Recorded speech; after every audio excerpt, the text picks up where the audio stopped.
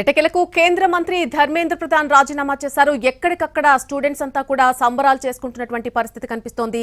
భారతదేశ యువత గెలిచింది అంటూ కూడా స్టూడెంట్స్ సంబరాలు చేసుకుంటున్నారు. ఉస్మానియా యూనివర్సిటీ నుంచి పూర్తి అప్డేట్ అందించడానికి మా ప్రతినిధి రాధిక లైవ్ లో జాయిన్ అవుతున్నారు. స్టూడెంట్స్ ఏ విధంగా రియాక్ట్ అవుతున్నారు, దానికి సంబంధించి పూర్తి అప్డేట్ అందిస్తారు. Radhika, over to you Radhika.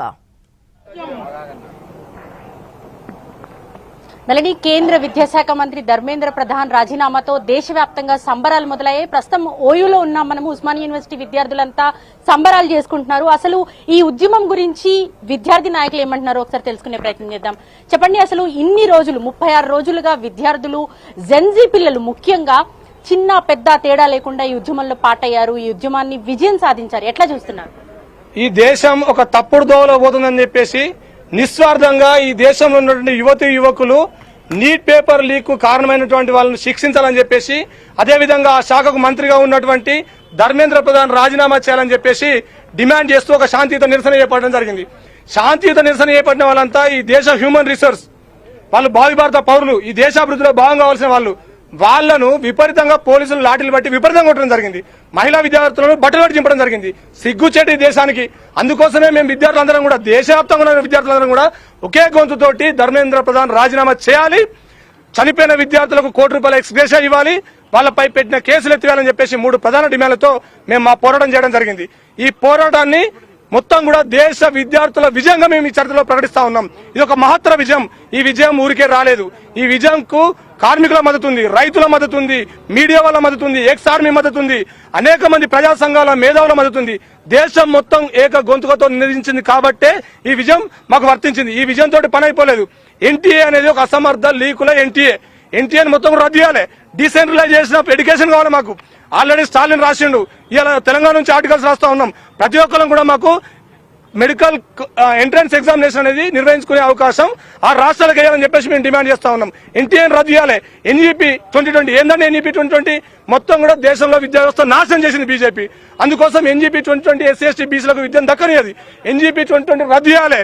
అదేవిధంగా ధర్మేంద్ర ప్రధాన్ ఈ చావులకు కారణమైన ఆయన శిక్షించాలని చెప్పేసి సందర్భంగా తెలియజేస్తాం. రైట్, జంతర్ మంతర్ లో మొదలైన ఉద్యమం దేశవ్యాప్తంగా పాకడానికి విద్యార్థులంతా కూడా ప్రముఖ పాత్ర పోషించారు. అందులో మహిళా విద్యార్థులు, విమెన్ చాలా యాక్టివ్ రోల్ ప్లే చేశారు, స్టూడెంట్స్. సో ఎట్లా చూస్తున్నారు? ఈ రోజు న్యాయం కోసం రోడ్డు పైన లాఠీలను, తూటాలను, పోలీసులను, ఎండను, వానను, అరెస్ట్లను దేన్ని లెక్క చేయకుండా రోడ్డు పైన నిలబడి పోరాడిన ప్రతి ఒక్క విద్యార్థినికి ఉస్మానియా యూనివర్సిటీ విద్యార్థుల పక్షాన హ్యాట్స్ ఆఫ్. ఈ రోజు దేశంలో చాలా మంది మహిళలకు ఏం తెలుసు, ఏం మాట్లాడగలుగుతారు అనుకున్నారు. ఈ ఉద్యమం కేవలం ధర్మేంద్ర ప్రధాన్ రాజీనామా ఒకటే సక్సెస్ కాదు.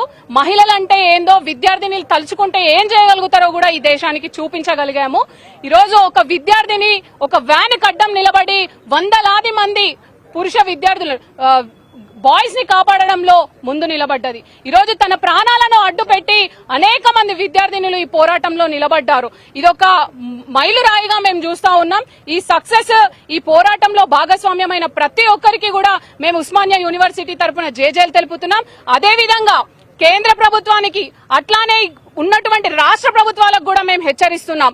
మీ పరిధి దాటి, మీ లిమిటేషన్స్ ని దాటి డెమోక్రటిక్ గా, పీస్ఫుల్ గా ప్రొటెస్ట్ చేస్తున్నటువంటి విద్యార్థుల పైన గానీ, యువత పైన గానీ మీరు మరొక్కసారి లాఠీలు, తూటాలు లేకపోతే అడ్డుకోవాలని చూస్తే మాత్రం ఇదే విధంగా మళ్ళొకసారి సమాధానం చెప్తామని కూడా చెప్తున్నాం.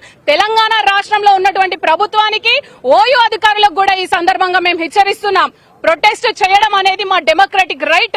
మా రైట్ కి ఎవరు అడ్డం వచ్చినా గానీ పోరాటం తప్పదని కూడా ఈ సందర్భంగా రైట్. సో ఎట్లా చూస్తున్నారు అంటే, కాక్రోచ్ పార్టీ అంటేనే ఫస్ట్ లో కొంత వ్యతిరేకత చూశారు. వివిధ పార్టీల నుంచి కూడా వీళ్ళేం చేస్తారులే అని ఒక నిర్లక్ష్య భావన చూశారు. కానీ ఈ రోజు అదే కాక్రోచ్లు ఇంత పెద్ద విజయాన్ని సాధించడాన్ని ఎట్లా చూస్తారు? విప్లవం అనేది ఒకరి నుంచి పుడుతుంది. ఇది చరిత్ర చెప్పిన సత్యం. కాక్రోచ్ అని అంటే చీఫ్ జస్టిస్ మాట్లాడడంతో అక్కడ నుంచి అది రగిలింది. ఆయన చాలా నీచంగా మాట్లాడిండు.